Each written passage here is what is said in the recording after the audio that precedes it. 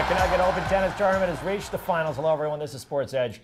We have plenty of tennis for you. We do. So much tennis. We have UConn basketball coach Gino Auriemma playing tennis. No, really, he is. We'll get to that. But first, take it away. First, before we get to the Connecticut Open main draw, a big attraction tonight, the Legends event between John McEnroe and Jim Courier.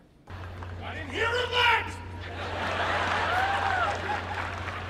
You know, I think McEnroe knows he has to give the fans what they want, and he and Courier did plenty of that. I mean, look at him. He still has so much game, getting his serve in with a nice spin on it, 102 miles per hour. Watch the forehand. You know, he was always so good at coming to the net and calling his own calls, which they're doing tonight, right? So they're calling their own, and they're allowed as many challenges as they want. But quite the showman, right? He's a little older, right? He's in the late 50s, so 56. Looking whatever, okay, mid-60s, looking for, or 50s, looking for whatever advantage he can get. But watch how, you know, always the cat-like reflexes, such great touch at the net. It's one of the great things to watch about John McEnroe. Jim Courier played very well, too, considering both these guys are retired. Courier a little younger than McEnroe.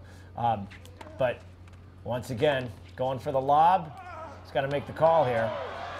And he makes it emphatically. He talked earlier about, you know, sometimes it could be confusing because they're not having lines people make the call. So he made sure that everyone knew what the call was. And this one goes 3 sets, but McEnroe, listen, for whatever it's worth, ends up winning this thing in 3 sets.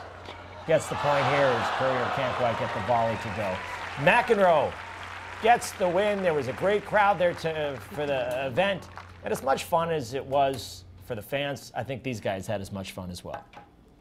You know, it's more fun to sort of at least feel like you're playing well and feel like, you know, holding up reasonably well. And then the other stuff sort of falls into place. People expect certain things, I suppose. I can't imagine what. To have a chance to come play against someone that I respect so much like John and go out there and compete is something that I don't know how long I'll get to do that in a public forum. I think I'll always compete with friends and peers, you know, as long as I'm capable of playing tennis. But to do it in this setting, I don't know how many years I'll get. I want to take advantage of all these opportunities. My competitive juices always flow. I mean, I don't step on the court that often anymore, so a match like this is way more meaningful for me than it may appear. We'll have more with John McEnroe playing against UConn coach Gino Auriemma coming up in just a minute.